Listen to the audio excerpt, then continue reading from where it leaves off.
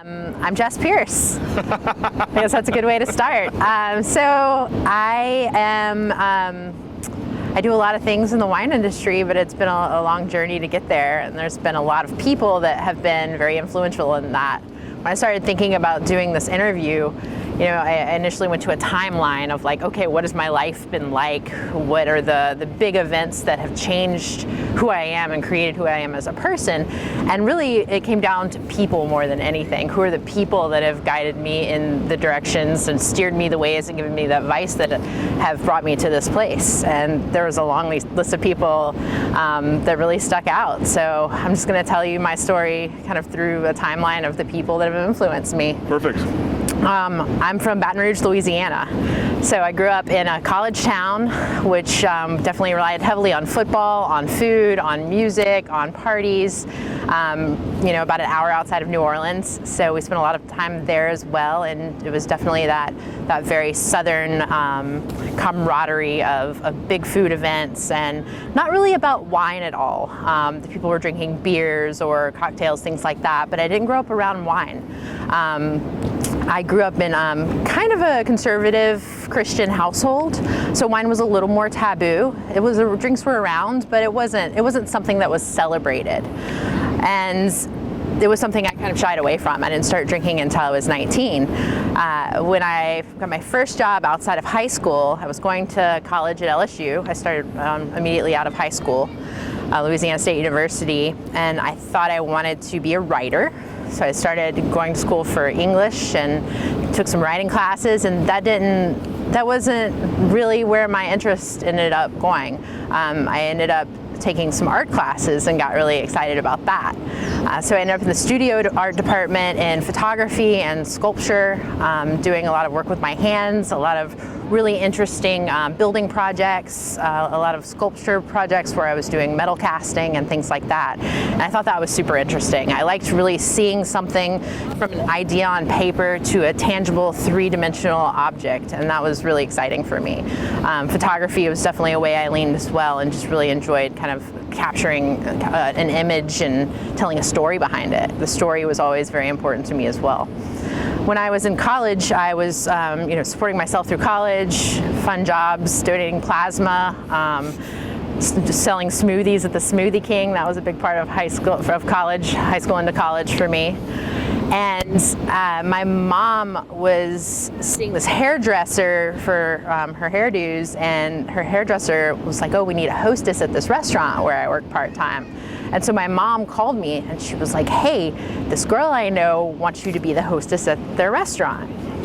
So I was 19, and I was super interested in it because my mom was like, oh, you get tips, and restaurant people are fun. So I started working at this restaurant called Pave. And Pave was a brand new restaurant, and it was supposed to be like cool, like hip, everything, like 20 different kinds of martinis. This was like early 2000s when there's like espresso martinis everywhere. And before I started drinking, I started bartending, which seems weird. How do you know what they're going to be? Oh, it's recipes, it was that at that point in my life. And so I started hostessing and bartending and then waiting tables at that restaurant. And from there, worked at other restaurants in Baton Rouge as I went through college, and ended up working at the service industry bar in town called the Port Royal. The Port Royal was kind of a seedy dive bar that was attached to a Waffle House. It was really special. Definitely a place where everyone, after they got off work at the restaurants, would come out and have drinks, and it was Jaeger bombs and Budweisers and that sort of thing. It was a real fun place, but I met tons of people at that bar and ended up getting plugged into the fine dining crews that would come through there.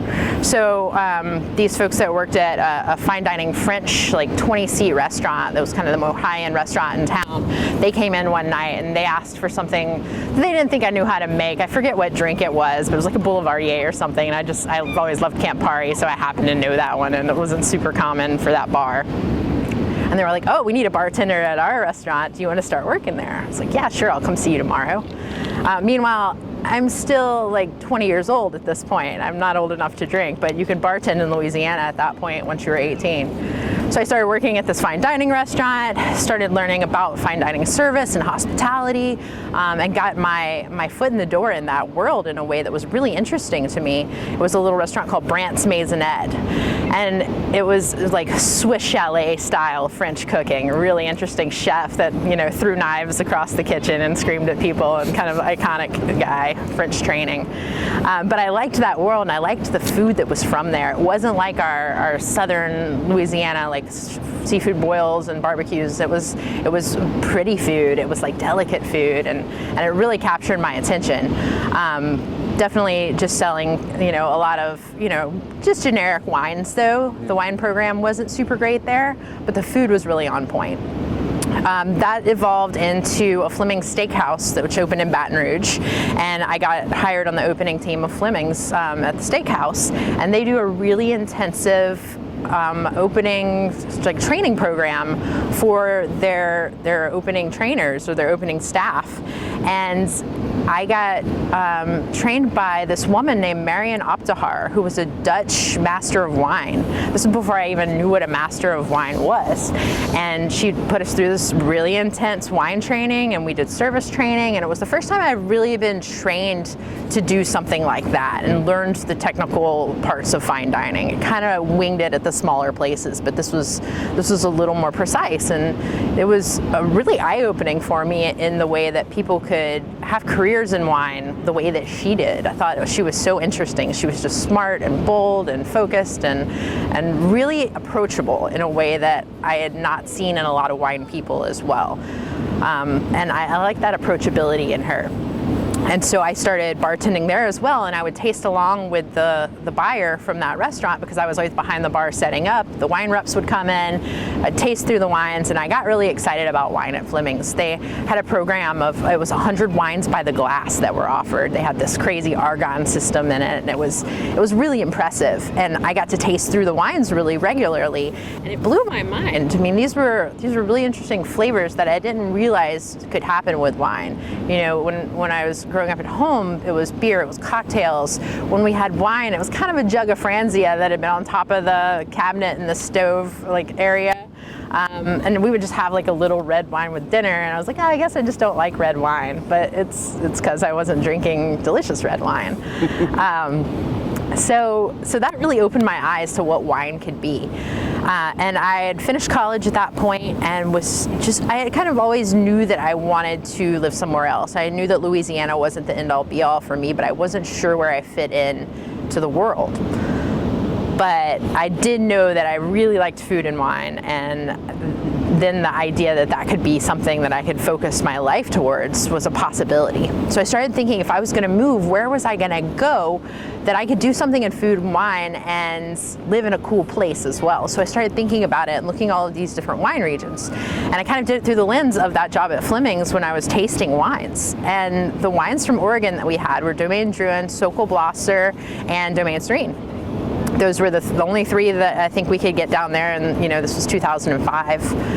And they were really interesting to me. They were very different than the other styles I had tasted. I thought about going to California because there were definitely some wines down there I really liked as well. But Oregon kind of seemed like the Wild West in a way that was super approachable to me back then. You know, this was kind of when, you know, wine tourism wasn't a thing in the Willamette Valley like it is today 15 years ago. It just wasn't as established. The infrastructure wasn't there. The showcase wineries weren't there. So I decided to come check it out, and I started kind of planning my trip, and then Hurricane Katrina hit. And I knew I wanted to leave Louisiana, but that really sealed the deal for me. I decided for sure that it was time to go. It was a pretty terrible time down there, just really sad and really awful. And I knew I didn't want to live through another hurricane like that. You know, just growing up living with a lot of hurricanes and having bad ones happen pretty often. It's even more prevalent now. You know, it's hard. It's like anything. It's like the wildfires we have here. It's these scary things that just make it really difficult to live places sometimes. And after Katrina and just knowing I wanted to leave and kind of having an idea about Oregon, I ended up visiting right after that. I had one friend who lived here, and he was like, come crash with me for a week and see what Portland is like. And it was in February. It was like February fake out, just that we used to have these, gray winters, and then that week in February where it was just blue skies and 70 degrees, and it just had the Simpsons clouds all over the city, and just ridiculous. And I was like, yes, this is where I'm moving. So I knew I could get a job in some sort of steakhouse, but there wasn't a Fleming's here. So while I was here on that trip, I went to the Morton's Steakhouse. I didn't tell him I was visiting. I pretended like I lived here and used my friend's address. And I applied for the job, and I got hired. And they were like, you start next week. And I was like, oh yeah, okay, I'll totally be here on Tuesday. Why wouldn't I? I totally live in Portland. That's easy. And I flew back to Louisiana. I threw all my stuff in my car, and I drove up and showed up the day before my first shift at Morton's Steakhouse. So it was kind of a scramble getting here, but I got on my feet, and Morton's was an amazing place to get introduced to some of the best people that are still great friends of mine today. I was working there at a very, very just kind of key time where all of these amazing people who are still in the industry today had been at this restaurant. It's the crisp white linen mahogany, all dark kind of classic steakhouse, and it had just the most interesting crew of people, bartenders and restaurant managers and wine people that I still interact with almost every day today, had worked at that store. And it was pretty amazing to get introduced to Portland with that group of people being your first friend group. So it was dynamic in a way that we were always going out wine tasting or drinking cool bottles together, or talking about the interesting parts of the industry. So I felt like pretty quickly I got kind of plugged into what made sense for the direction I wanted to go in Portland. And I knew I wanted to get my foot in the door at a winery, but I didn't know what I could do there. I had no experience really being in wine at all. And one of the wineries that I knew about from Louisiana was Domaine Serene. So I went to Domaine Serene and applied for a job, and they hired me in the tasting room. So I worked at Domaine Serene for over 3 years, like part-time working at Morton's, and then I quit Morton's. I was just working there for a little while, and then continued in kind of some part-time capacity or something in the tasting room for several years. And I got introduced to some really cool people and found out a lot of really cool things about the wine industry through that lens. Domaine Serene was one of the big wineries at the time. There are a lot of big wineries now. But they were it back then, and everyone came through there if they were coming in town for something. We got to do the cool dinners. We were in all the restaurants, and it was kind of a darling winery at that time, which was really cool to be a part of. So the access that I had to the industry was pretty amazing.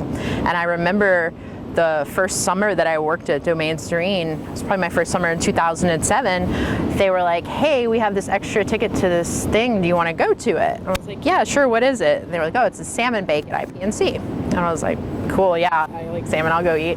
Had no idea what I was going into, and ended up at the IPNC salmon bake, which, is iconic for just the throwdown of a party. It is something that is really special. And when I went to that and saw the camaraderie and saw these big tables of food with people kind of sharing and the excitement in the air, it just brought me back to these really fun parties that I enjoyed in Louisiana growing up. And it was really the first time I felt like home in Oregon was being at that event in IPNC and having that experience with all these wonderful people that I had just met. It felt like family, and I knew I had made the right choice by that first summer, being in Oregon for 4 or 5 months, that I was on my way to being in a good spot.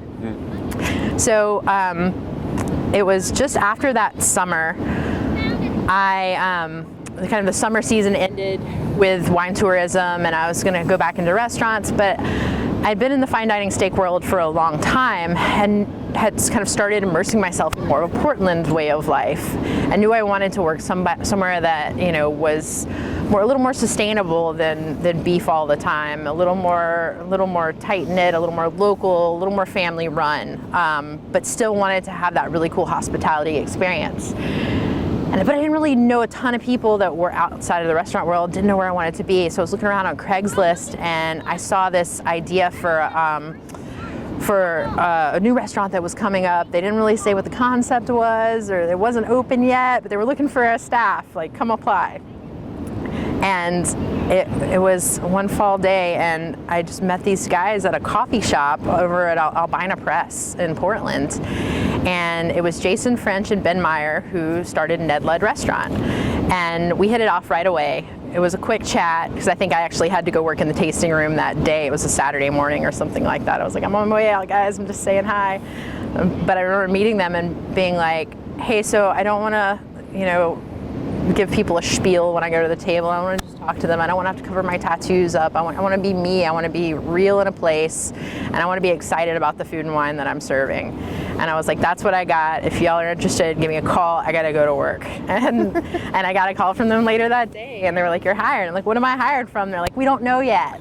Something, it's going to be good. We like you. We'll plug you in. And do you want to help us paint? And I was like, what? Who are these jokers? So I showed up and I helped them paint the walls and nail together tables and put the restaurant together a couple weeks before it opened, washing windows and going to Goodwill and buying silverware and all the things to open this crazy little wood-fired restaurant. They had no machines. That was their big concept. Ned Lud, the leader of the Luddites. We don't have anything but wood to cook our fire. We don't use any other machines in the process. Yeah, we had electricity. There was a dishwasher in the back, but for all intents and purposes, it was like rustic cooking done in an elevated style. And I feel so lucky for answering that Craigslist ad, because Jason French was, or still is, like one of the great mentors of my life. Jason really, taught me how to show real hospitality to people, and how to really care about the food and the wine and all of the things that are part of service and of food. Everything goes hand in hand. And I became very interested in running the wine program super early on, just kind of begging Jason for it. But he had a little bit of wine experience. He had worked at the wine merchant in Boulder, and felt like he had a good handle on it. But then he was so busy in the kitchen that I just snuck my way in and was like, hey, let's get this wine. Hey, check this out. And he was super responsive to that, and really helped me get my confidence as the wine buyer. So I ended up being the first general manager and wine buyer for Ned Lud. And that was one of the biggest thing that happened to me in my Oregon experience early on, because of the kind of other side of the world of people that I met.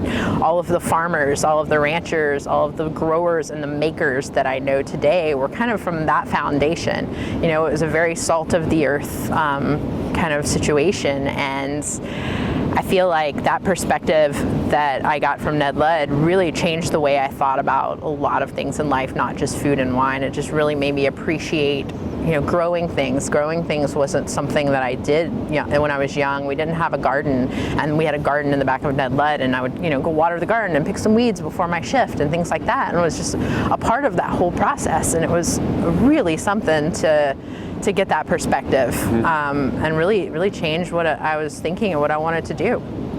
I also at that time started doing my Court of Masters SOM tests and training and that sort of thing. Got certified as a SOM, and I was starting to take ISG classes, the International Sommeliers Guild. So I walk into this class for the ISG, and Erica Landon is my instructor, and I never met Erica before. I knew she was at 1001 and had known her by reputation, but never really interacted with her. Maybe saw her at one wine tasting previously, but I was really excited because she seemed really cool and really plugged in and really knowledgeable. But she was also one of those strong women in wine that make wine seem very accessible to people. She's not pretentious about anything. She was very encouraging, and I would say that she was she was kind of, in a way, kind of my wine mentor early on, and still is to this day. She was very important in kind of steering me in the directions of figuring out what I liked in wine and how to talk about it. And I definitely appreciated that so much. So she was like, oh yeah, me and my cute boyfriend, we're starting this wine label, and you should talk to him because he sells wine. And so she got me plugged in with Ken Paulo, and Ken started selling wine to me at Ned Lud. He was working for some distributors back then, as well as thinking about their own project, that sort of thing. And he always brought in the great wines, and I was always excited to see him. And then one day he was like, hey, we got our own wine. It's Walter Scott. This is our first vintage. And I was like, this is great, I'll take it. And I was the first one to put Walter Scott on by the glass in a restaurant in Portland. And I was so excited to be able to do that because it was really good wine, and they were people that I loved and wanted to support, and it just made sense. So I got to do a lot of cool things at Ned Led. I got to do a lot of these things called wine salons, where I'd bring people together in more of like a engagement format instead of a proper dinner, where people could just talk about ideas and wine, and got to meet really cool producers through that as well. We did amazing farm dinners, and I feel like in that time I engaged with Oregon as a place and what the bounty of it has to offer. I visited wineries and vineyards and did outstanding in the field dinners and camped out places, and it was really amazing. And I was ready for something else at that point. I felt like I wanted to do something other than restaurants, and I'll always love restaurants, and that's where I came up in this world, in restaurants. But I thought I wanted to do something a little more wine focused, but I still didn't know exactly what that was. And there's so many facets of the wine world you can go into, and I was like, I need more education. I need a bigger picture to be able to figure this out. So I found this program. I'd gone to Italy on a trip when I was visiting a bunch of Italian wine producers who I sold at Ned Led. The guys at Casa Bruno and Estelle, they hooked me up on this amazing trip, and I went through Piedmont and Alto Adige and visited these wonderful people and just had the best time. And when I was there on this trip, this was a January trip, so it was cold and there was a lot of stuff that was closed. But it's the best time to travel if you're working in restaurants. And I visited this wine producer, and he was just lovely. And he was like, oh, have you been to the wine bank? And he was like, it's so cool. It's like all the great wines. You need to walk through the wine bank. And I was like, yeah, just give me the address. I'll go see this wine bank. So I go drive to this little town and visited the wine bank. Of course, it's closed. There's a huge gate around it. It's this tiny little village, and it's like a castle. And I'm just like, what is this wine bank castle? So it's like snow everywhere. So I was like, oh, I'll just jump the fence and go see what's in there. Nobody's around. They don't mind. So it's in Italy. So I do that. I jump the fence and I go like peek in the windows. And I was like, oh, there's this like old, it's like an old caverns under the castle, and they've all been transformed into these wine lockers and all of these like little like caves all built into the walls, and they're just stuffed with wines, just like 70s vintages of Barolo and just these crazy bottles that you've never seen, 5 liters of like 1976s. It was really something. And I was like, oh, this is cool. So I'm like trying to read the sign. I'm like, wait, this is a school. What is this school? And this building, it looks like something. It's a medieval castle, and I just wrote the name down. It's like, okay, I'll figure this out whenever I get back home. And so after that trip and kind of this idea of I wanted to do something else in my wine journey, when I got home, I Googled this school. It was the University of Gastronomic Sciences. I was like, wow, this sounds really cool. And they had different master's programs in kind of culinary subjects for some parts of it, but also kind of a cultural version of a culinary world. It almost had more of an idea of kind of a liberal arts college than a cooking school, if that makes sense. It was, the wine program I ended up going to was all about human ecology and sustainability and how those things go together. And my master's is in cultural landscapes. So this program I went to really let you define whatever your journey was and plug it into that scenario. And so I did wine under the guise of cultural landscapes, right? And you could do that with any sort of specialty product or agriculture. And the things they wanted you to focus on were specialty products. You could focus on coffee, chocolate, tea, olive oil, grapes. Like, it had to be something that would ferment, and you could do your research on it. And so wine was my focus through that. And going to that school was really amazing. I feel like it wasn't as much a school as it was like a Hogwarts experience, where there's so much magic going on at the same time. You're learning from that more than the classes. And we got to go to these classes every day with a small group, 25 people from all over the world. There were 13 countries represented in our class of 25. And they would fly in professors to teach us that were masters in their field from different genres and teach us different things. So Corby Coomer was our writing professor. He came in from the New York Times, and the guy who did the King Corn documentary, Ian something, he was our documentary film professor, and it was just crazy. And then the school cafeteria, it was, the students learning how to cook, but then Alice Waters would come and do a demo for them and be our cafeteria lady that week, or Ferran Adria would come in and help the cafeteria kids. And it's like, it's all, the University of Gastronomic Science is all slow food, so it's like this deep ingrained Italian tradition of slow ways of thinking about things, and not slow like it's thoughtful, it's intentional is the way that they use the idea of slow. Mm-hmm. And that was an idea that I had been working towards in Portland that was just amplified when I moved to Italy. So I was living in Piedmont, in a tiny little town, very close to Alba, if people know where that is. It was really cool. It was called Bra. Bra is a weird name for a town. And then our little castle school was in Palenzo, which was like 7 kilometers on a bike. And so that was our little journey every day. But not only did we have these amazing professors coming in to teach us, then 1 week out of every month, they would take us out into the world to learn the practice of our theory. And so we would travel to either a different region in Italy or a different place in Europe, and we would go visit producers. We saw all kind of stuff. We did. We went to like Puglia and Bari and Brindisi and did a report on the fishing industry down there. We went to Croatia and did a whole thing about the olive groves that grow on islands through the Croatian island chains. We went to Bosnia and did reports on the women that have kind of like come up post-war and rebuilt the country. It was a very interesting school, and the access they had because of the connections to slow food got you in the door anywhere. And to this day, I feel like I have connections in every city in the world because we have this online group of people undergrads and graduates who have gone to school there, and we just put a message out like, I'm going to this city anywhere in the world. Somebody give me a list of recommendations. Oh, and can I stay with you or whatever? And they say yes. And when people reach out to me, I do the same thing for them, and it's a really cool network to be a part of. So that was amazing, and I met some amazing people and some great friends there that I'm still like really tight with to this day. So that was amazing. It was a year-long program. But after that year, I was not ready to come back yet. I was like, there is some more time here for me. And I had, at that point, really solidified my love for Riesling. It had happened pretty heavily in Portland, where I knew that was the grape that I was most excited about.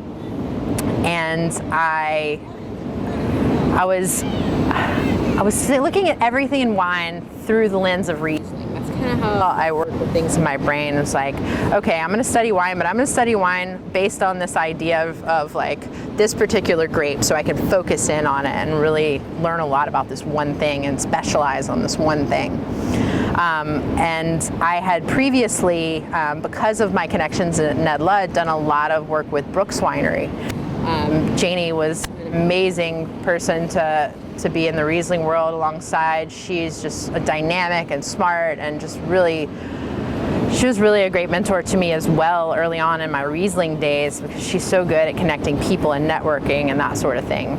And I had worked harvest at Brooks to learn more about Riesling in 2010 and 2011. Not the full harvest, because I was going back and forth from the restaurant world, but enough to kind of get my feet wet and learn how hard it was to do harvest, enough to realize how big of a deal it was.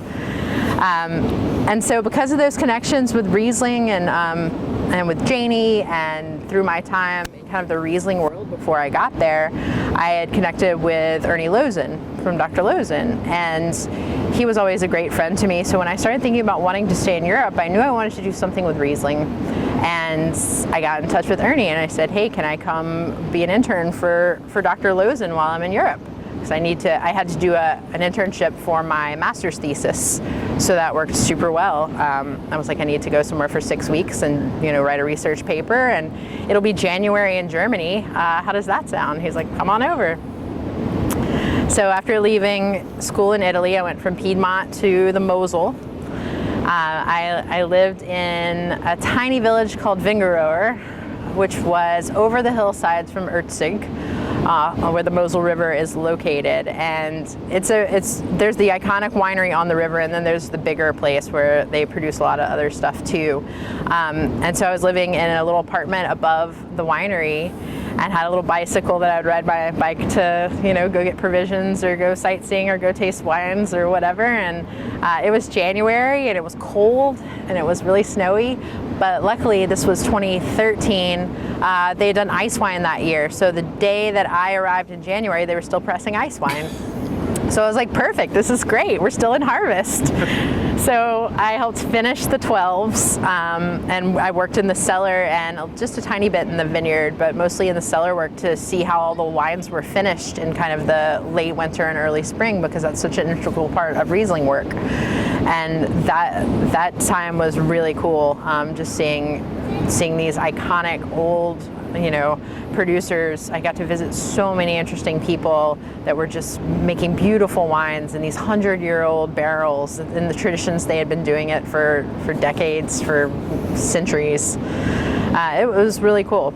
And Ernie introduced me to tons of people, and he would throw great parties, and he would always try to blind me on wines, but he would always blind me on birth year Bordeaux. And I'm 1982, so it was always just epic wines, but he would always blind me on the 82 of Bordeaux, so every time I guessed it, he was kind of blown away, but I think he forgot. He kept doing the same one. I loved every minute of it, though. It was some of the best wines I've ever had. But yeah, he was great and so generous with his time and with his wines, and that was a really special part of being in Germany. So after that internship was over, I asked if I could stay on until the summer and continue writing my paper. I just kept pushing off through my student visa as long as I could. Every 3 months I would get another extension. I was like, well, if I'm working still, or if I'm still a student, if I don't graduate, you can't make me leave yet. So it's just like, I'm just going to keep this internship forever. But around summertime, I did a little bit of traveling, and then I had made friends with Johannes Selbach at Selbach Oster. And Johannes, he was like, yeah, come work for me for harvest. And he was like, it's going to be picking grapes. It's going to be in the fields the whole time, which was a different perspective than at Lowe's, and I had been in the winery the whole time. So it was really cool to go out into the vineyards during the harvest time. And each vineyard in Germany and the Mosel takes several passes because they do the different sugar levels and ripenesses of wines. Mm-hmm. So some vineyards we would touch 7 times and just pick certain grapes that were ready. And I was working with this crew of Polish women who were the funniest ladies that I've ever met in my life. They were so strong, and they would just climb those mountains and pick those grapes like effortlessly. And I'm just trying not to die the whole time. I mean, some of these are 45-degree angles with slate, and you're just sliding the whole time. And their advice was, you need to be a starfish if you fall. If you're a starfish, you won't roll down the mountain. And I was like, wait, what now? They're like, don't grab the vines, they're delicate. They're like, don't pull the vines down the hill with you, like starfish. I was like, okay, I'll try not to die, thank you. Yeah, these grandmothers just telling me it was awesome. So these wonderful ladies, showed me how to pick the grapes, and then we did a lot of vineyard work out there that year. I was in the cellar a tiny bit, but for that it was just a really special time to be through that. And we did ice wine that year as well, and so the harvest went all the way through the parts of just freezing temperatures. And one of the coolest moments was when we did that middle of the night pick for our ice wine, where we had taken these rows and just kind of wrapped them with this almost like saran wrap with tiny holes in it, so that the air still gets through and they don't mildew, but it protects them from the birds because there's no leaves on the vines at all. They're bare with these beautiful golden grapes that you don't want the birds to eat. So I remember unwrapping the plastic wrap and just picking these tiny golden clusters that were so dried out, and we just picked them for hours that night from all of these rows. And I think by the end of it I had 1 5-gallon bucket filled. And I was just like, this is all I had, but it was a very heavy 5-gallon bucket. These little guys were dense, and it was just like, I don't feel like I have enough. But then you look at the process of making ice wine and how precious it is in these small bottles, and you're like, oh, I get it now. There's not much of this stuff. That's why it's really special. So after that year in Germany, my love for Riesling had been taken to another level. I knew I was all in. I knew it was something that I wanted to be part of, and I loved the Riesling people. They were my favorite kind of all the wine people, and I wanted to be in that world. So I'm gonna drink some water, actually. Thirsty, talking a lot.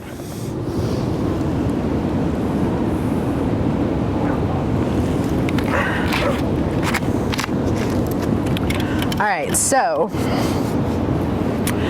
I left Germany and came back to Oregon. I knew I wanted to be back here, and I had formed a cool relationship with Brooks, with Janie and Chris, and also Jason French from Ned Ludd had been very good friends with Jimmy Brooks, Janie's brother, who started Brooks Winery. And so I had heard stories for years and years about Jimmy Brooks from Jason. He would just constantly be talking about him. Jimmy's friends would come into the bar at Ned Ludd all the time, Tad and all of these just wonderful people, Lee. They would come and just like tell stories about Jimmy, and I kind of feel like I had never met Jimmy Brooks, but I felt like I had this insight to him through all of his friends and through just being around his winery and drinking a bunch of his wines, and was really drawn to that. And the idea of Brooks being thoughtful and sustainable and focusing on Riesling, I felt like that's where I had to go work. I felt like that was my next step. And so I called Janie right when I got back from Germany, and I said, hey, I have an idea. I'm gonna come to Oregon and talk to you, but I think you should hire me. And at that point, it was she and Chris. Chris was the only full-time guy. Davin, who had been working there part-time in the cellar, had been there for years, and part-time in the cellar and tasting room. So they didn't really have any full-time employees. And I was like, I don't know if she's gonna bite on this, but I'm gonna give it a good try. So I was like, look, this is what I'm gonna do for you. Just like told her this thing. I was like, I know you love wine education. I'm gonna figure out something to do and teach people about Riesling through the lens of Brooks. And they made tons of single vineyard Rieslings, and it was really cool seeing the different examples of terroir in kind of a style you'd almost see in Alsace, but done here in Oregon. So I got in touch with her, and she was like, yeah, come talk to me. We have a lot to talk about, I think. So I flew up here and met with Janie, and she was like, oh yeah, you're hired, and this is what we're doing.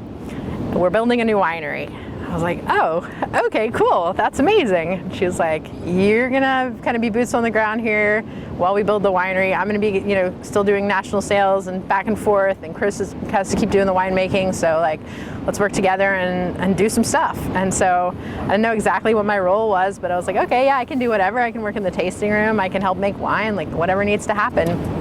And Brooks Winery, what it is today, is this showcase winery that's absolutely beautiful, and I got to be part of making that happen, which feels really good. It was exciting kind of seeing that kind of project of that massive scale from the ground up, getting to be the person that helps put in systems and hires people and implements things, and just being part of logistics in that way, while also structuring these wine classes that I could do, and education and different sorts of dinner. And I did this different wine series, like a wine Sunday school, where we would learn about wine in different interesting ways, and vineyard tours, and it was great. Janie gave me a lot of freedom to really run with the ideas that I had, and I learned a ton working with those guys. So I was with Brooks for 3 or 4 years, and during that time I was doing a lot of stuff with the Eola Amity marketing committees and the Winery Association. I was a marketing member and a board member for some things, and I started hanging out with Ken and Erica quite a bit, because Ken and Erica were very involved in these things, because we were all in Eola Amity together and very passionate about this one specific place. So I knew Eola Amity, for me, as far as the Willamette Valley, was definitely the place I wanted to be. It was the wines that I liked the most were all from Eola Amity at that point, and probably still are in the Willamette Valley. So Ken and Eric and I had been working together on Eola Amity projects, and one day they started talking about they had finally grown big enough to where they wanted to hire somebody, and they were going to start looking for somebody, and like let me know if you hear of anybody that's looking for something. And I was just like, stop right there, you guys. Hold the phone. Like, don't tease me like this. You're hiring me. And they were like, everything's good at Brooks. Like you don't want to leave there. Like I was just like, no, like I really believe in you guys' wines, and Brooks is in a really good place, and everything was really solid with the new winery, and I felt like I was in a spot where I could transition and leave that in a really good spot and come help Walter Scott build some things in a really cool way. Ken and Erica are so dynamic, and their wines are really amazing. And they're just exceptional people. And Erica had been a wine mentor to me for a very long time, and it just felt right. It's just one of those moves that was like, this is where I need to be. Like, these people are my family, and then this is where I want to spend my time. And so I was like, everything's great about this, you guys. We had a big meeting. We talked about a lot of things, and I was like, the only thing is, you guys don't make Riesling. So can you make some Riesling so I can sell it and I can keep my foot in the Riesling world? Because I still want to go to the City of Riesling and the Riesling Rendezvous, and I want to go to the Riesling Down Under and all the events and all the things. But like, I need to pour something at these events. You have to make a single vineyard for make 25 cases of something, make one barrel. I don't care. Just give me something to sell. And Ken looks at me like I was crazy, and he was like, make your own damn Riesling. I'm not making Riesling for you. And I was like, what? Come on, man. He was like, no, make your own Riesling. He was like, come to work for us. I'll help you. You're making Riesling now if you want to make Riesling. And I was like, okay. And it was something that, I had in the back of my mind as like a maybe eventually kind of thing. But at that time, it was not part of the plan. But it was something that I really was excited about, and just the possibility, the door just flew wide open, and Ken pushed me through it pretty much. Like, he was the driving force in my Riesling project. And he has always been amazing in the fact that he wants me to follow my passions and be excited about the things that I'm excited about, and gives me a vehicle to do that. So Ken and Erica, have allowed me to use their cellar and their equipment, and just make my wine and help me with it. And it's been amazing. I've learned so much. And for me, the grand plan with Riesling, it's not like I want to have some Riesling empire where I make 400 different Rieslings. I want to learn everything I can. It's always been that thing of like, focus in through wine, through one thing, and learn everything you can about that thing. And making Riesling, I've learned more about it than any other way that I've studied wine. And as many harvests as I've worked at this point, it's different when you make the decisions. It's different when it's your money and your call, and it's your fault if it gets messed up. And it's a very different game when, other than just like doing what you're told in a cellar or following a function. It's like, all right, what are we gonna do? So this fall will be my 6th vintage of Pierce Riesling. It's a project that has been so amazing. The most I've done, I think, is 225 cases. It stays around there, kind of ebbs and flows a little bit from that. I've been working with one vineyard the whole time. I felt like having something consistent, having a constant in my experiment has been really important to me, because I have learned more about the process itself when I have one thing at least that is the same. So I started thinking about where I wanted to get fruit, and Brooks gets some of the best old vine Riesling in the valley, and they do a great job with it. And I was like, I'm not going to go competing with Brooks for old vine Riesling, that they're doing a great job, and like, what am I going to do that's different than what they would do? And so I started thinking about the places that I really loved, and the Columbia Gorge kept popping into my head. And there's not a ton of Riesling in the valley in the first place. We are Pinot, we are Chardonnay, we're starting to get a lot of other varietals, but Riesling is a drop in the bucket. So when I started looking in the gorge for Riesling, I know I wanted to be on the Oregon side. That was really important to me. I'd been working in Oregon wine, I'd been working in Oregon restaurants, Oregon marketing, the Oregon wine industry. That's where my home was, that's where my people are. I want to stay in Oregon wine, so finding something on that side of the river was really important. And I had talked to a handful of people and heard from a few folks, go see these folks over at Van Horn. And so I met them. I met John Stellick and Steve and a handful of those guys who've been farmers in the gorge for 5 generations. They grow pears. And in 2007, they decided to take part of their pear orchard and plant some grapes, and Riesling is a huge part of that. They were really excited about Riesling, and it does super well in the gorge at this place where it is. It's in the, what they call it, the fruit loop. So if you're going in Hood River, just up 35, there's all of these apple trees and orchards and pears everywhere and a handful of vineyards. And Riesling does very well there. It has almost this like alpine meets river feel in that part. You know, it's 10 minutes from the water, so you still get this influence of the river. It's, you know, you could see Adams and Hood from each side of the vineyard. Which way you look, it's a magical spot. And the Riesling just like has this acid, this electricity up there that's really inspiring. So I started working with those guys and have just become great friends with them over the years. They're the best people. They make great wines as well, but pears are their thing, and it's really cool to see other things growing together. I think that's something that's really interesting is biodiversity in a way that that you don't always see in vineyards, like having the orchards next door, having other things growing together is super important. So yeah, it felt like the right place. So I buy the grapes from Van Horn Vineyard. I always go pick them up every year and truck them down to Walter Scott, which is one of the scariest drives of my year. Just don't drop the grapes on 84, is the name of that game. And then process them and make the wine at Walter Scott. And Ken and Erica have always been great to help me. And then Kathy McBride, who is our Australian assistant winemaker, who's wonderful. She made some Riesling in Australia. She's helped me along the way. I've gotten crazy advice from all sorts of people. You know, it's been amazing. Like Ian Birch, who's over at Archery Summit, has given me a ton of advice through the years. Claire Giroux at Brooks, she's been a great sounding board for some things. And, you know, I'm lucky to have this network of amazing Riesling people in my life that I can learn from and that I can talk to about things. And even some of my friends in Europe, you know, I'll lean on them when I have questions about stuff and just like, hey guys, what do you do when this happens? You know, and it's great. But yeah, for me, it's all about education. So my project, Pierce Wines, is you know, one single vineyard Riesling done in a style inspired by the Mosel. So I like a little bit of sugar in the wines if it has enough acid to balance it out. I like wines feeling electric, and I feel like I've been doing that pretty consistently and feel more confident about it every year.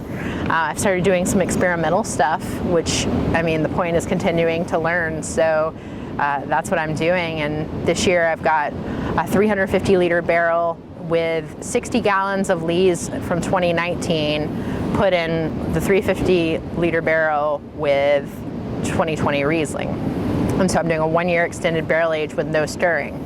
And just seeing how the textures can change based on the vessel and based on the lees contact. And it's really something special. It's really exciting to see this style that I absolutely love. It's a drier style than I usually make, but it has this energy to it that I really liked from it as well. So that was the 2020 experiment. This year I'm looking at doing a co-ferment of some pears from the orchard along with some Riesling, co-fermenting those together and seeing what comes of it, and making a fruit wine. And I think that as we kind of go through different phases in our wine industry, you know, because this still is the Wild West in a lot of ways, we can experiment a little more than a lot of places. I mean, obviously you put that on the label. You want to be transparent with it all. I'm not trying to sell it as Riesling. It'll be a different thing. But it's great to see wineries that are stepping out of that box. I think Hayu is a really cool one out in the gorge that's inspiring to me of someone who thinks about the bigger picture of land and the biodiversity that you see on a farm all working together to create something. And as we go through climate change, we're going to have to start thinking of different ways to make wine and different ways to sustain our industry. And it might not always be with the grapes that we think it's going to be. It might not always be with the styles that we think it's going to be. But it's all about learning. It's all about trying new things. And so for me, that's what Pierce Wines has given me, is education and the ability to try things on my own that I couldn't do just working in someone's cellar. So that's been really exciting. And then I started teaching at Linfield along the way, somewhere in there as well. So Ellen Britton was working as the director of the wine studies program, and I was really interested in teaching. That was one of the things in my master's degree that I kind of focused on as well, as like kind of the aspects of education throughout that. And I got in touch with Ellen and told her that I wanted to do something, and she brought me on as one of the first online instructors for the wine studies program. I might have been the first one actually, and I was doing the intro to wine business. And I had this really cool platform of just like how to start your business in the wine industry as I was doing it at the same time, which was interesting for me because I was like, all right, I'm gonna learn how to do this and I'm gonna teach y'all how to do this. Let's go. And it was a really fun way to do it because it was the actual process of doing it, along with lots of other things that, you know, are focused on wine business. But it was great working with that program. There are a lot of amazing people that I've met through my time at Linfield as well that have just helped me through the way and made me a better teacher as well. Jane Wild being one of them, the online teaching lady. She is absolutely phenomenal and has gotten me up to speed on like how to teach online, which has been a great asset to have, especially now that a lot of classes are moving to online, regardless of if you want to be taught online or not. So that's been great. I'm going to be teaching the geography of wine starting this fall. And that's something I'm super excited about is the place where wine is grown, but also kind of incorporating my background with cultural landscapes into geography and talking about the people in the place and why things happen in the places they do. I also really like the idea of talking about how things get away from the places where they started. And the geography of wine, I think, is important as the place where a grape grows, but also where the people live that drink this wine, and why does it go to that place? You think about local, but then, you know, we're buying a ton of French wines, a ton of European wines. You know, everything I eat every day is grown within 30 miles, and then the wine I drink is tons of miles away. It's a weird concept. So why is that? So I'm very interested in that idea. And the things that go along with it. So Linfield has been great for that because it's given me this foot in the door in a bigger picture of education. So I've always enjoyed teaching classes and always enjoyed kind of the winery side of bringing that accessibility to people. But now I have the opportunity to do that on a scale that's, you know, different than that. It's cool. Mm-hmm. That's a good answer to a question that I really didn't even ask. That's quite an introduction. While you're drinking, I'm going to do a quick introduction here. You already introduced yourself.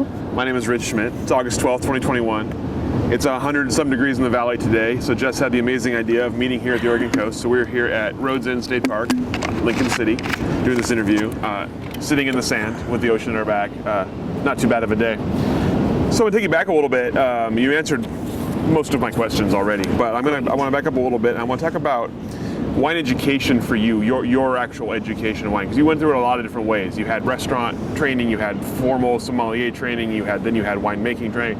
Tell me about what it was at first about wine that kind of pulled you in. What was exciting about wine, and as you were learning, what did you find was what did you get the most information from, the most knowledge from? What was the most helpful part of learning wine for you?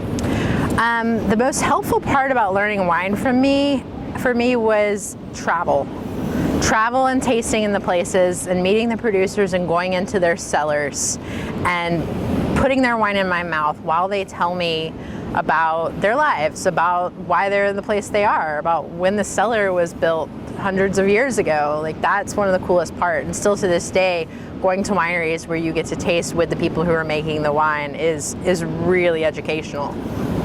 I feel like formal training was very important as well, because having the formal training as a base to go off of when I did do these visits and when I did the travel, like having an expectation, setting that for myself, and knowing the area already, knowing these maps, like moving to Piedmont and looking at a map that I know to the back of my hand, taking tests on this map of Piedmont, and now I'm there and I'm like, oh, we should turn right here because that's where that vineyard is. People are just like, what?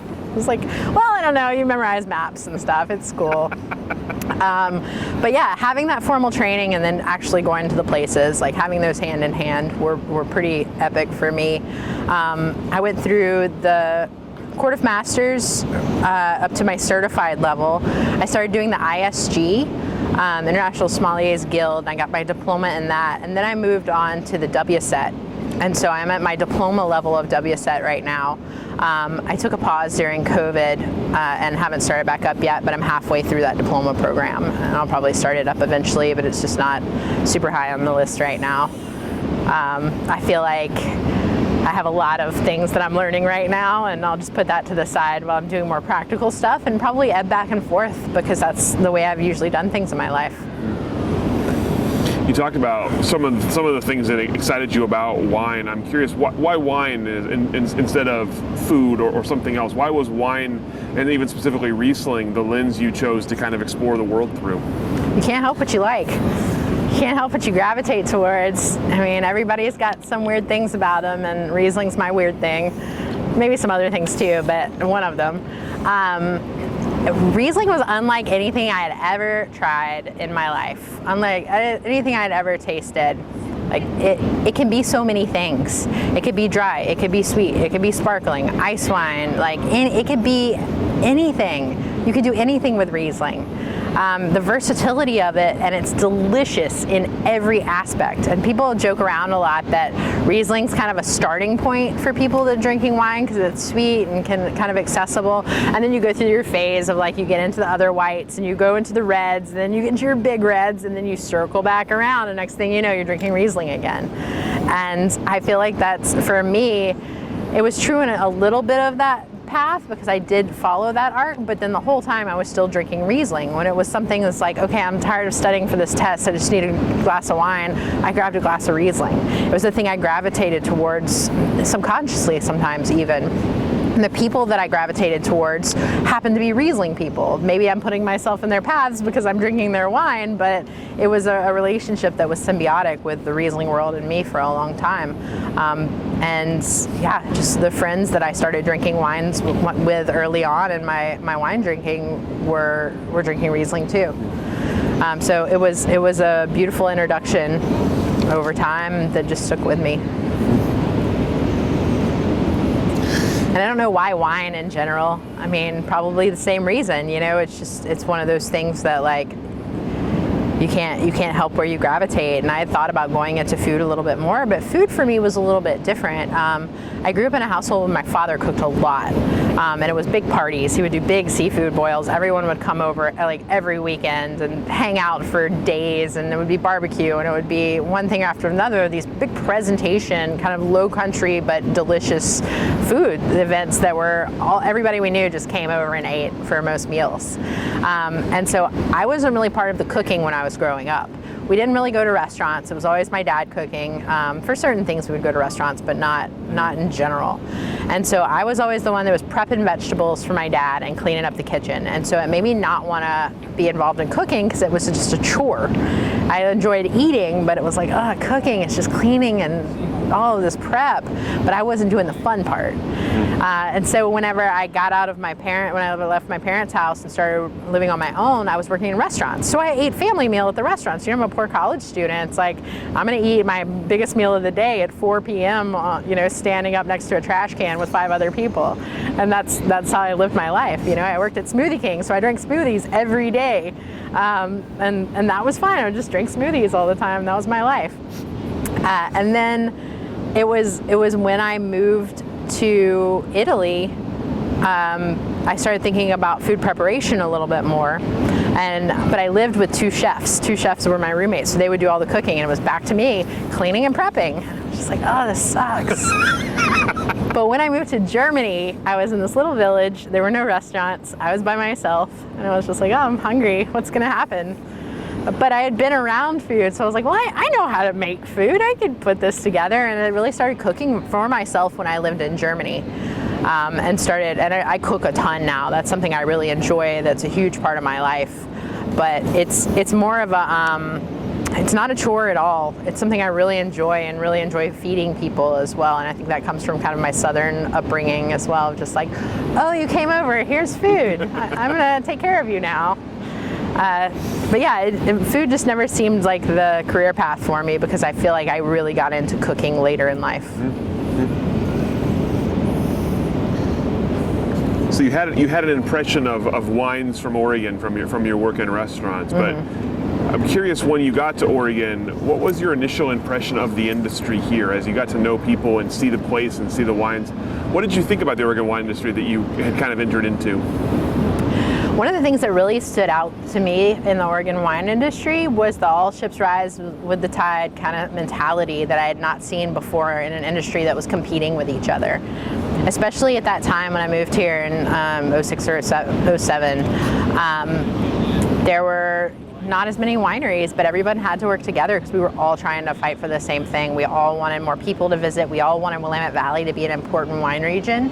And we all had to go places together and teach them about the Oregon wine industry if we wanted anybody to pay attention to us. And that was something you had to do collectively, especially because of money. There wasn't enough money for everybody to like just go around and do marketing trips even back in the day. There was this, like, I feel like somebody told me this really funny story. I might get some of the details wrong, but Alabama was a big market for the early Oregon wine industry because somebody's cousin had a distributor business down there.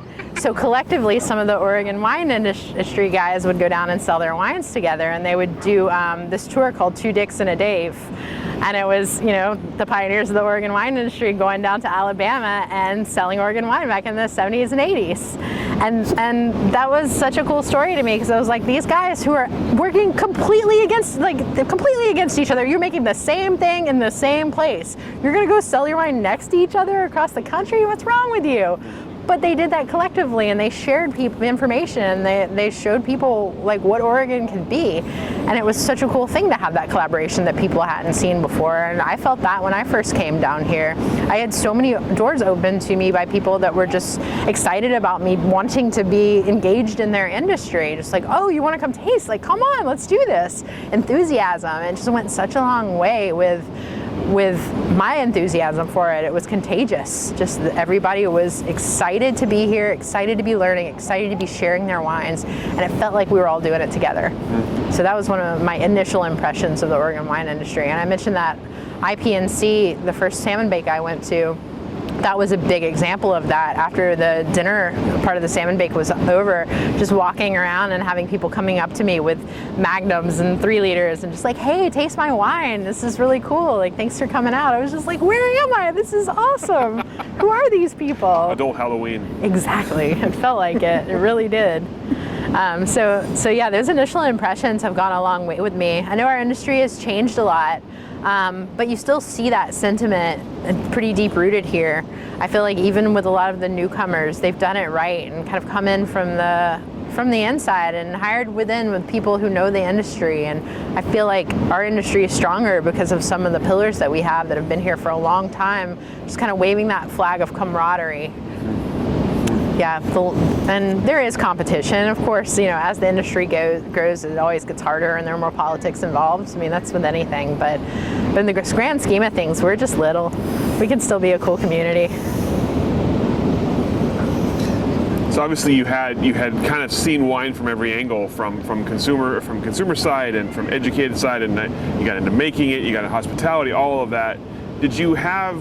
You mentioned that kind of the notion of making your own wine was kind of a surprise to you, or kind of you're kind of thrown into it. Tell me about production from your kind of initial impressions of production. Was it something that you enjoyed? Was it something that you wanted to come back to, or was it something when you got to do it for yourself? Was it kind of were you surprised that you enjoyed it? The surprise of enjoying it's hard work. It's manual labor, but there's something to be said about having this thing that you start, that you manipulate or make or do something with, and then you have something different that comes out the other end of it that's tangible. And I felt like that when I was younger and did a lot of art stuff where you would take this block of bronze and you turn it into a sculpture. And that resonates with me with wine. You turn these grapes into something delicious. I've always been kind of the idea, I think there's a couple of different perspectives you can look at wine in. Like some people's goal is like make the best wine possible, right? Like do a service and respect to the land, to the farmers, to the grapes. I totally believe that as well. But I think there's kind of another way too that I like to think about is make a beverage of pleasure. Make something delicious. The delicious factor, I think, goes such a long way with not having to think too hard about something, and it can be serious or not, but just having that like pleasurable response in your brain just kick in when you taste wine.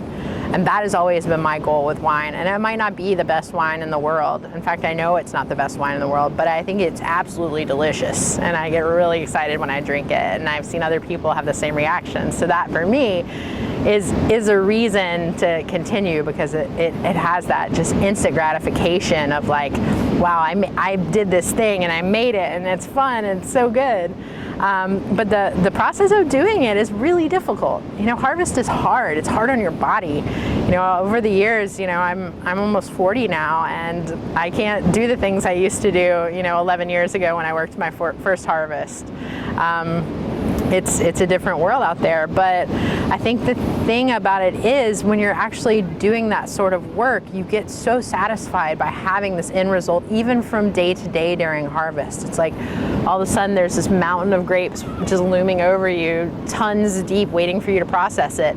At the end of the day, you go to bed, you lock up the winery, there's a tank full of juice, and you're just like, whoa.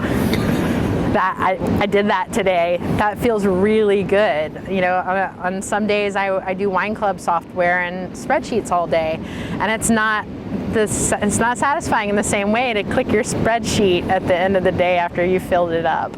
It's just not. There's something to be said about that process of making that I feel is so cool. Even if it's not even my own thing, but just working a harvest or working in a cellar and being part of that.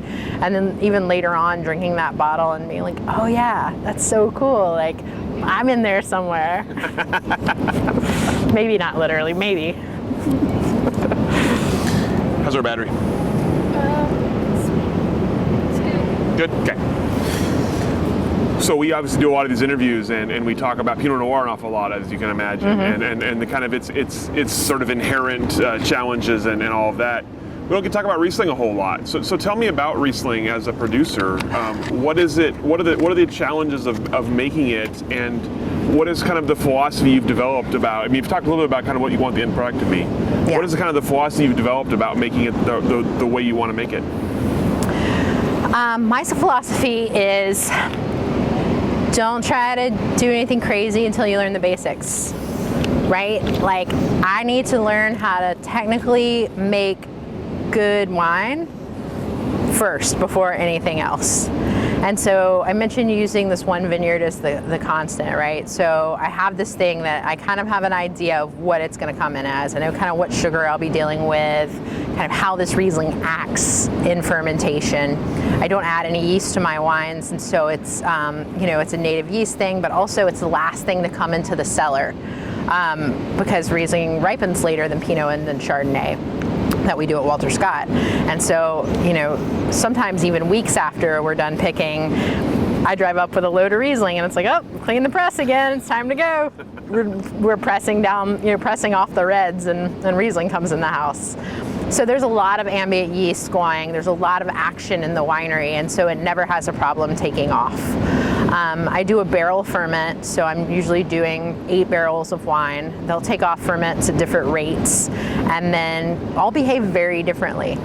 So I think one of the things I've learned the most from Ken and Erica is the devil's in the details. Like, the details matter, and you have to constantly check on everything every day, especially during harvest, because things can change, things can go sideways, bacteria can grow, things can happen that you've never seen before, that you're like, can we drink that? I don't know. This kind of looks weird. Does it smell weird? And there are things you can do to fix that. And working with a winemaker like Ken, who I believe it's his 27th vintage, has been a dream, because technically he is one of the best winemakers I've ever met. He's just very methodical, he takes great notes, he's very precise with things. And I think that technical winemaking is something that's something I've been striving to learn.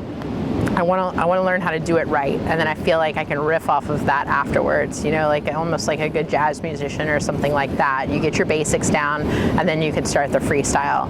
And so I feel like this is why this past vintage was my first one where I really tried something out of the box, unlike my previous 4 where I was just kind of learning the technical aspect, like having a goal and getting to that goal intentionally. And the intention behind what you're doing in the cellar means so much, because the result can vary if you just let it go one way or another. You have to have kind of that really firm idea of what you want. And so for me, it's what this vineyard is capable of each year. It kind of gives me a little bit different variation based on the year itself. The terroir stays, the soil is the same, a lot of things are the same, but like 2 years ago we had a huge frost during harvest, and John has a pear orchard, so he has these frost fans out there, and so it was so cool to see him turn the frost fans on to keep everything from freezing right before harvest. And it's just like, whoa, what's this going to do to the wine? Does it dry it out a little bit? Does it like concentrate it? And just having these cool factors come into the mix that they're surprising, that change how the wines behave. But ultimately I feel like with wine making, I'm not sure where my journey is going to be through my Riesling project, but I do know that it's helped me learn how to do a lot of other things, and how to be very precise and be technical in other aspects of my life other than winemaking. If you use that philosophy and approach in everything, where you're paying attention to the details and being thorough with things and being intentional with things in your life, you're going to get better results probably if you pay attention to things a little more. And so that in the winery, that in life, it kind of all ties together. That is really interesting. If anybody's ever put it quite that way before, that's really fascinating. You didn't just lean into the frost and make some ice wine instead? It wasn't that cool. Wasn't that cool. Just that morning frost that can make things kind of sideways. Just wanted to get a couple more days out of it.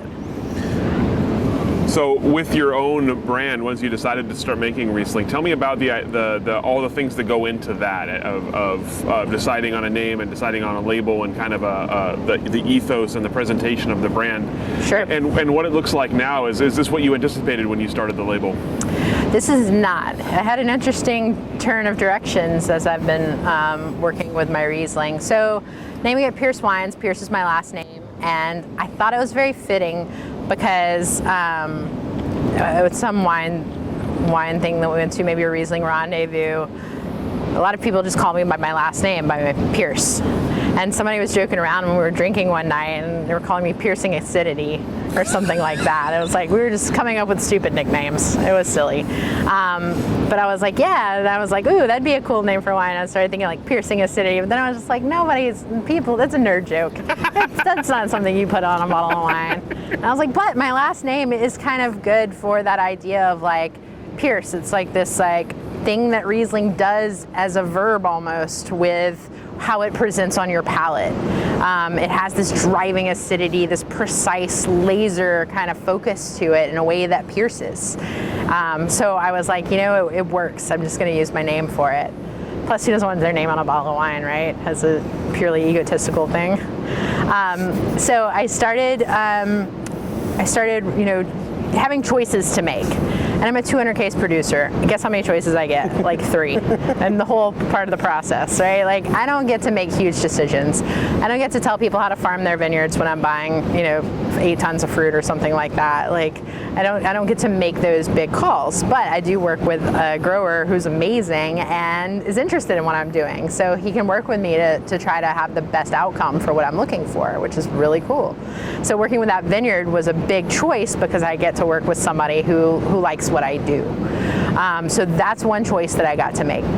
The other choice is making the wine at Walter Scott. I do have options where I could press my grapes up at the vineyard and bring the juice down to Walter Scott to ferment, but I feel like there's something very intimate about the pressing process and about how you're pressing and about how you're getting that wine into the vessel and how you're racking it. And if you're thinking of wine as a living product, then you're also thinking of wine in a way that's like, how do I not traumatize this living being through this journey I'm bringing through, right? Like, let's be as gentle as possible. And so I feel like bringing the grapes from the vineyard to Walter Scott and doing the most gentle job that I can to not traumatize this wine through its process in pressing, fermenting, and getting into the bottle.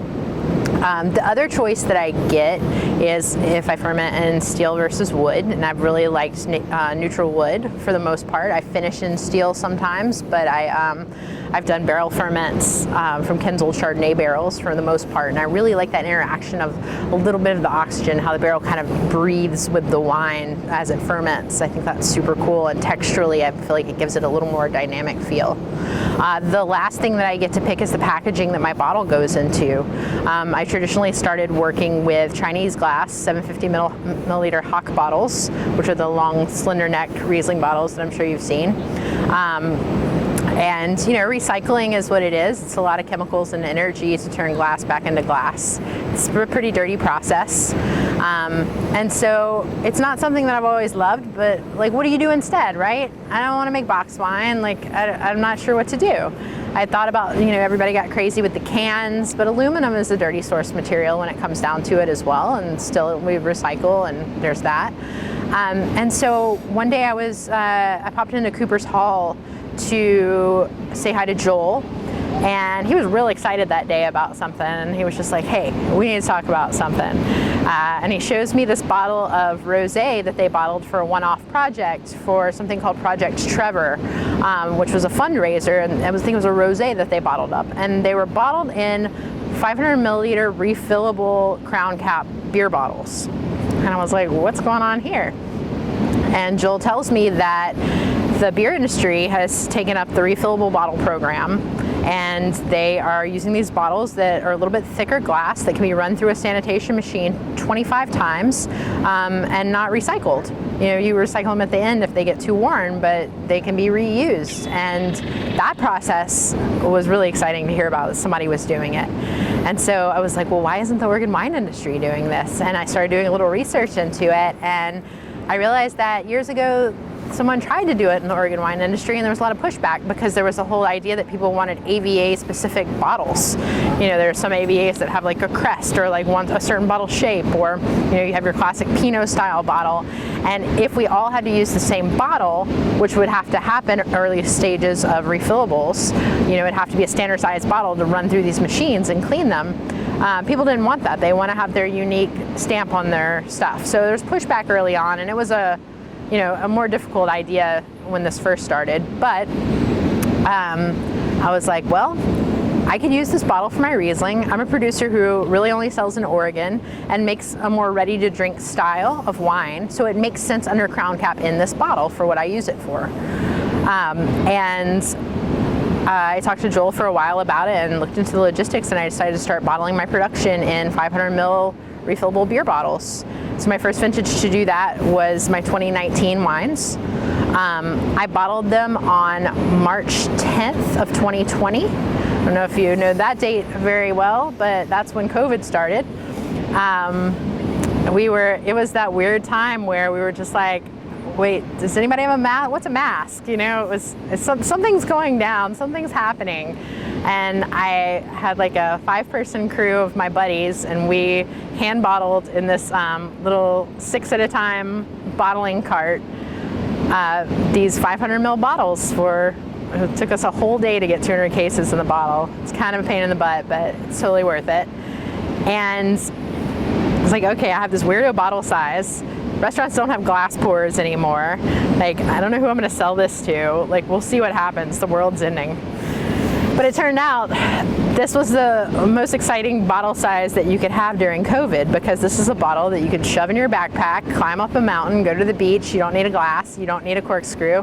I started having tons of people who were sending me pictures of their bottles like on top of a mountain, just drinking out of the bottle. Everybody's drinking out of the bottle like they're drinking a beer. Like, what is going on? So unprepared for this, but I loved it. And I was like, one of the cool things is wine being accessible. This is the most accessible bottle, and it's not a personal size because it's 500 ml, but a lot of people treat it like it's a personal size, and it's 11% alcohol, so it can be a personal size bottle. And it's really, really fun to have this thing that was unexpected, that I wanted to do because it's a choice I can make for a bigger picture idea, to get some excitement about the idea of coming up with a 750 ml corkable bottle for the wine industry and getting some attention around the fact that it needs to happen and that people want it. And that's what this is to me. I obviously would prefer to put my wine in a bottle with a cork and 750 ml. I think that size is great, but I'll continue to bottle in the 500 mils until we have a better option for the wine industry, because I think it's important, and it is one of the few choices I get to make as a producer that's on the scale. So yeah. Love that. What about your labels, designs? Obviously pretty interesting label designs. Where did they come from? And again, is it kind of what you expected as you set out?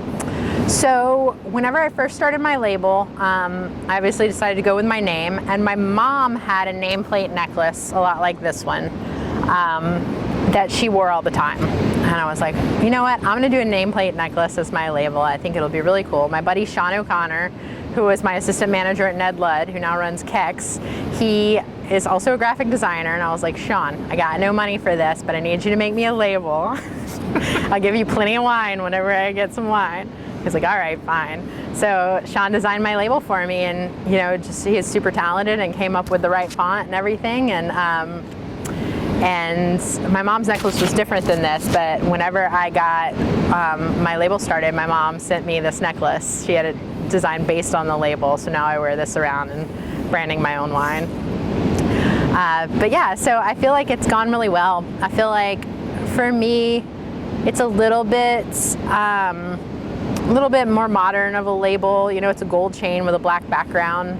My new label that comes out is going to be a gold background with a black chain on it for the special wine, to kind of stay with that theme. But I feel like it's part of who I am. You know, I want the bottle to look like me. I wear black all the time. I wear gold chains all the time. Like, it's me and the bottle dress like each other. It's who I am. It's Riesling, and it's a little flashy and weird. So that's why I wanted it to be like, oh, that's her wine for sure. You can tell. Nobody else could have that. No one. That's nobody's wine but Jess Pierce's. That's for real. So that's been cool, just like associating a brand with me, and getting that to be kind of part of who I am too, because I am so in the Riesling world. So having Pierce Riesling is really cool to be a part of. So you obviously had quite a bit of experience with wine before you had your own wine to sell. Tell me about the experience of finally having a product with your name on it that was going out into the marketplace and that you had to sell. Talk about kind of the emotion behind that as you're taking this bottle with your name on it out there, and about the reception and where you found it fit in. Mixed emotions for sure. I was so excited that I just wanted everybody I knew to taste it. I was having Riesling parties, like pouring people wine from magnums just in their mouths from above, you know, just like trying to make it fun. My first wine was a little more simple. It wasn't as dynamic, you know. It was my first try. It was like, you know, well made, but not like, it didn't have quite that intention that some of my wines do now.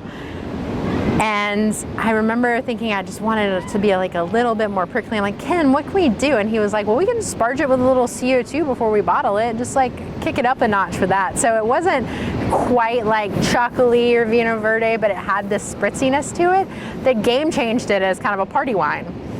And so I was like, oh, now it's super fun into this beverage of pleasure again. You know, now I'm excited about it. So I was just like, you know, felt like I could stand behind it because I got really excited about it and could go out into the world and feel great about it. It makes it easy if you like what you're selling. If you can't stand behind it, you're gonna have a hard time selling it. People like enthusiasm. People like to see what people are into, right? This is sharing our interests ultimately. And with this wine, I get to give people something I'm excited about, and they usually get excited too. So there definitely are people that aren't into it. Riesling is a fight, it's a slog. As many Riesling conferences and education things I've been to, there's always been the thing like, how do we get people to drink more Riesling? And ultimately it comes down to, you have to get it into their mouths. If you could get them to put it in their mouth, they're gonna love it forever. But so many people won't try it because they have a stereotype of like what Riesling is not anymore. It's sweet, it's gloopy. Liefeld Milch is not Riesling. Blue Nun was not Riesling. Like this is not what we're talking about today. And it can be dry. It doesn't have to be sweet. If it is sweet, a lot of times it has so much acidity that it does not present sweet. And so it's very hard for the consumer to tell what Riesling is. It's very hard for the consumer to know because there's not a lot of information on the bottle. But what I always tell people is look at the alcohol percentage. If it's 12 and up, it's gonna be drier. If it's 12 and under, it's gonna be sweeter. You know, and then like look at the place and you need to know your producers, and there are, you know, some sweetness scales and things like that you can look at. But the alcohol percentage, I think, is just the one that nobody talks about. It's like during fermentation, sugar gets eaten and turned into alcohol. More alcohol, less sugar. It's really cool to think about it like that. So educating people in Riesling is something that I'm committed to doing, and if I wasn't committed to doing that, I don't think I could stand behind selling Riesling. I pour a lot of taste for people and they get really excited when they actually taste it. So that's my sales mentality of just like get it in their mouths. And I specifically don't have Riesling on my front label of my bottle because I also feel like if you pick it up off a shelf, you're more likely to put it in your basket or take it with you, right? That's the first touch is the most important one in a retail scenario. And so if you have to pick up my bottle to turn it over and look to see about it and see what's in it, you already have it in your hand. And so that's been one of my selling tactics as well, of just the way I've presented that on the label. So you mentioned, of course, bottling in March of 2020. Let's talk about 2020 a little bit. With COVID rolling in right after that, tell me about sort of your initial reactions to that, personal, professional, and what kind of adjustments did you have to make last year for the work you were doing? Last year was crazy for everybody.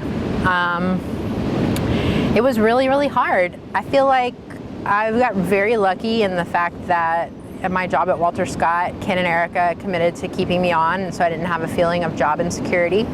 You know, they were pretty adamant that, you know, we're going to work hard and make it through it all together, and I felt very, very lucky to be in that position because I knew a lot of my friends at that time lost their jobs, especially my restaurant friends. None of them had employment, and there was a lot of insecurity through that.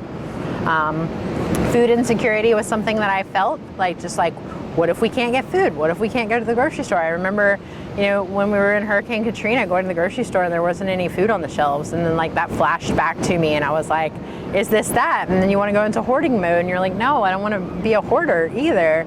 So, you know, I signed up for a CSA like right at that moment and was just like, I need to know that I'm getting food from a farm once a week. And I felt really lucky that I had the means to be able to do that because I was very privileged.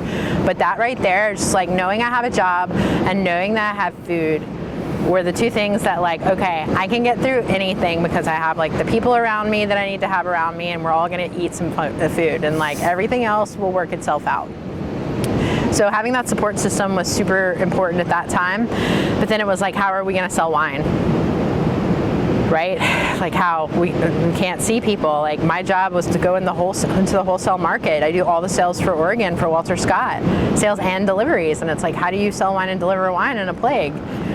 And we figured it out. You know, everybody turned to these like sample tasting kits. You know, just put several masks on and bundle up in a hazmat suit and go into the back of a grocery store and drop off wine. And you figured it out. But the main thing we were really missing was our connection to the people that show up at the winery every day. That's one of the hard parts, is having visitors and events. And you know, I'm a very social person, and you know, I've been in hospitality in restaurants, and I feel like that hospitality approach is something that, you know, Ken and Erica and I have all been in restaurants, and that's something we think is really important at the winery. And we couldn't do any of that. So we had planned on starting a wine club that was supposed to start in April of 2020. We had everything laid out, we had all the new software and all the stuff and all the plans. And then it was like, none of this makes sense anymore. We need to go back to the drawing board. So Erica and I came up with a new style of wine club that was more of a subscription-based, kind of set up like a CSA, and it was more like a sample bottle thing. One of the things I think, you know, Ken and Erica have taught me that is really important is don't forget where you came from. Don't don't forget the retailers and the restaurants and the people that bought your wines early on, because those guys that support you from the beginning, like they're with you with the long haul. And the last thing we'd want to do is have this wine club that's like a ton of wine and people aren't buying from their shops and buying from these local outlets and things like that. We don't want the small wine shop to die, and it's interesting to be competing with your own wines in markets. And so the wine club we came up with was more like a 1 bottle or 2 bottles, depending on the wine, once a month. And so it was like, we would do a Zoom, you get your sample bottle in the mail, you drink it with us on a Zoom, that are these absolutely ridiculous Zooms that we do. Ken and Erica from the winery, me from my house, dogs and kids running around everywhere, just like kind of a circus, but really, really cool. And we got to engage with the people that were part of our membership, and we got to, share our wines in a way that's not traditional in the normal tasting, but we were able to do that. And we did a few of the sample bottle kits for some of our local folks, and then we sent these bottles out, and it was just really cool to see people respond so well to it, and have that like touch every month where we got to have an experience together. And so that's in the process of evolving now too, because of the end of 2020, which I'm sure we're all aware of, the smoke. 2020 is going to be remembered as one hell of a vintage for sure. Labor Day weekend, the smoke hit. We were converged by the smoke of 3 wildfires in Eola Amity, and we had smoke sit on us without moving for 8 to 10 days. You couldn't tell there was a vineyard out there. It was really, really something. And it was a time where we were very uncertain about COVID. We're wearing masks. We can't see anybody. You can't go outside. Your house is smoky. It was terrible. I think for me, that was the worst part of 2020, was those few weeks at the beginning of September when there was uncertainty in other ways that we hadn't had because of this smoke. And then going through the harvest that really didn't happen for us. I mean, with Walter Scott, we were in a spot where some of our stuff was okay and some of it wasn't, and it was so weird. Just some vineyards were totally fine, some vineyards weren't. Some vineyards were messed up at different elevations, different blocks were affected differently, different grapes were affected differently. It was just a wild card how the smoke affected everybody so differently. And for 2020, you're going to see beautiful wines coming out of 2020, and then you're going to see a lot less wines come out of 2020. I think it's going to run the spectrum for just one of the wildest vintage we've ever had. So we ended up not making any red wine, because the red wine you have to ferment on the skins to get that color, and those compounds will get into the wine because most of the compounds are in the skin. And the idea about that is that maybe you could do white wine or pink wine, and that's kind of where we put our focus. And we were able to do a little bit of pink and white wine and make something good out of the year, which we felt really great about. But it was a hard struggle, and just we were all out camping last month down in North Umpqua, and it was like the week the bootleg fire started, and all of a sudden the smoke kind of came through our campsite, and everybody freaked out. It was that feeling of like your eyes are burning, I'm coughing a little bit. Like, I remember this from the fall, and it was terrible. And I think we're all going to have some PTSD as an industry from this for a little while, because it was really challenging. But it could also be our new normal. And if nothing else, this was a year to learn. I feel like a lot of people did a great job in doing experimental ferments, doing micro ferments, coming together and sharing information. This was one of those years where we've had a lot of, pretty easy years for the most part in winemaking in Oregon. I mean, 13 was probably our last super challenging vintage, but I think that 19 will show the strength of our industry coming together to figure something out. And that's one of the things I love about Oregon, is that we're all in this together, and we're not going to be okay with wildfires unless we figure it out. So I think, like I was talking about earlier, with maybe some co-ferments or different grapes absorb things differently. Like, we're figuring that out now. And so you'll see a change in our industry. Climate change is real. Climate change is happening. It's getting hotter, if nothing else. Pinot Noir and Chardonnay, they can be very different grapes in hot weather than in, the cool weather. And we're sitting out here on the coast in the 70 degrees, but it's 40 degrees warmer in Portland right now. And that's not normal for Oregon. And this is not the first time this summer we've had it. So we got to do things a little bit different. You know, remember when I first was in Oregon, they were like, oh, you have to like prune back all the leaves so the grapes will get sun and ripen. Now it's like, you put a canopy over everything. We need shade, you know, and there's so many things you could do. And, you know, agriculture is exactly that. We're manipulating everything. So we have to find ways to do that makes sense for the place that we are, you know, the place that we're in. So you talked a little earlier about the changes you've seen, some of the changes you've seen in Oregon wine. I'm curious from your perspective, given all of the last couple of years, and what does the industry look like kind of now in 2021, and what do you see for the future of the industry as we eventually, hopefully, come out of a pandemic and take the next step forward?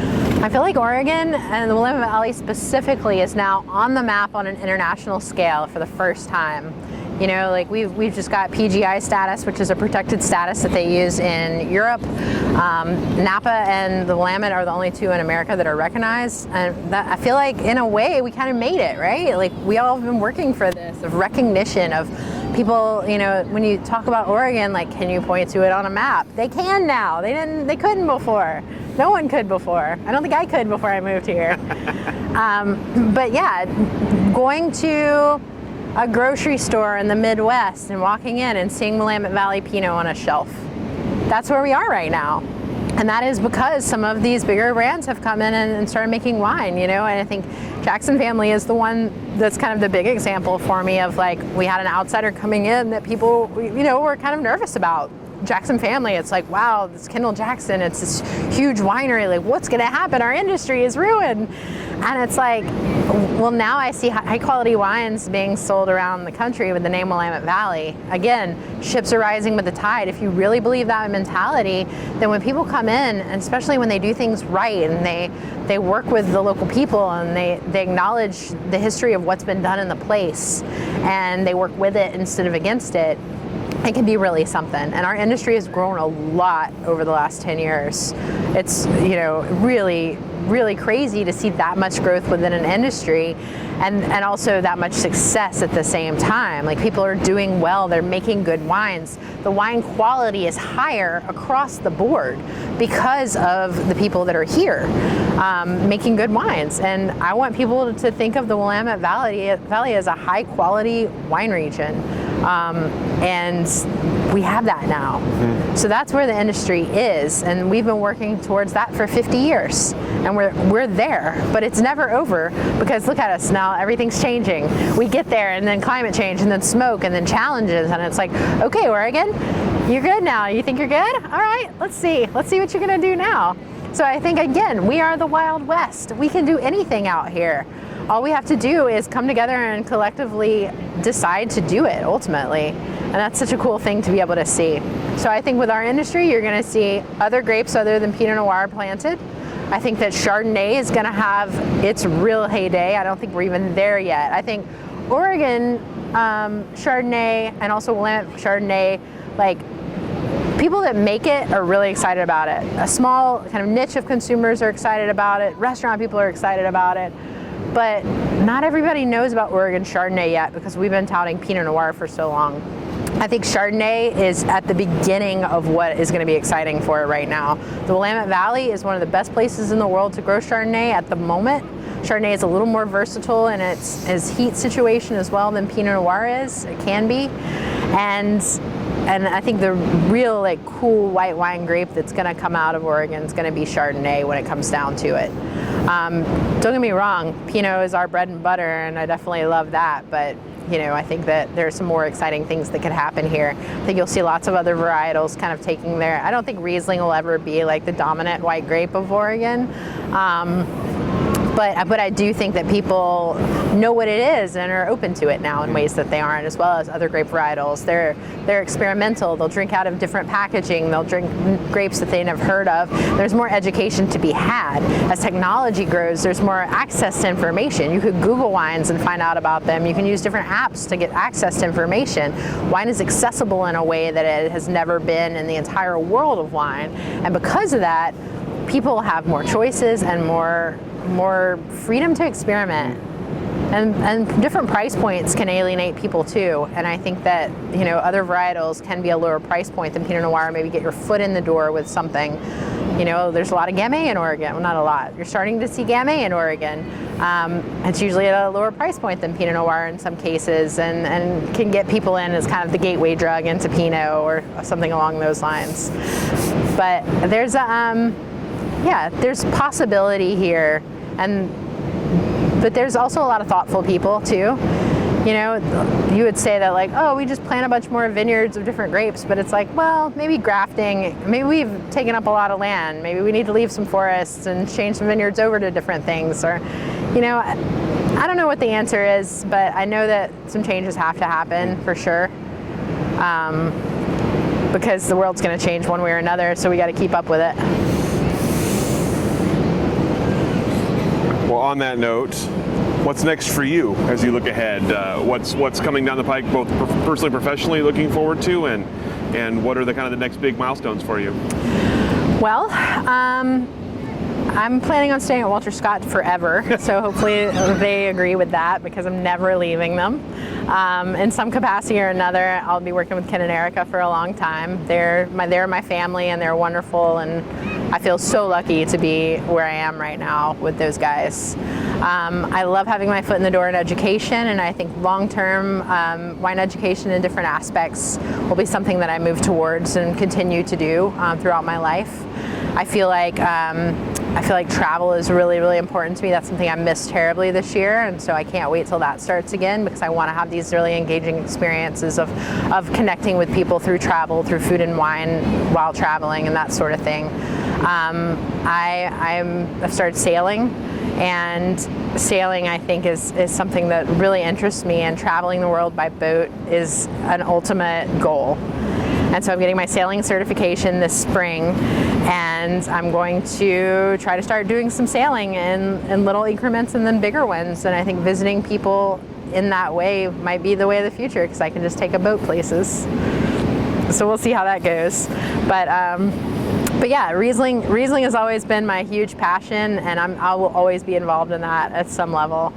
But I do a multifaceted approach at wine. I would be super bored if I was doing the same thing every day. Some days I'm selling wine, some days I'm delivering, some days I'm teaching about it, some days I'm working on spreadsheets, some days I'm making wine. You know, there's a lot of different aspects of the wine industry, and I feel really good about having a diverse perspective and a lot of different hats that I can wear through that.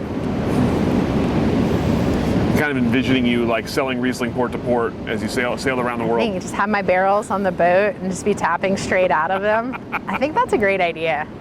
I feel like I could do this. I see nothing wrong with that idea. Yeah, that's what I think I'm going to go for. Riesling on a boat. That's fantastic. Well, that's all the questions that I have for you today. Is there anything I didn't ask that I should have? Is there anything we didn't cover that we should have covered? Oh my God, I don't know. I feel like I talked a lot. That's sort of the whole goal here, so that's great. Awesome. Cool, well thank you. Well, that was fun. Well, thank you so much. That was fun. I really enjoyed that, and what a wonderful setting for it as well. This was beautiful. I'm so glad not to be Portland and 106 degrees right now. Great idea. Yeah. Thank you so much for taking the time, for meeting us out here, and for sharing your story with us, and we'll let you off the hook. Thank you. Thank you.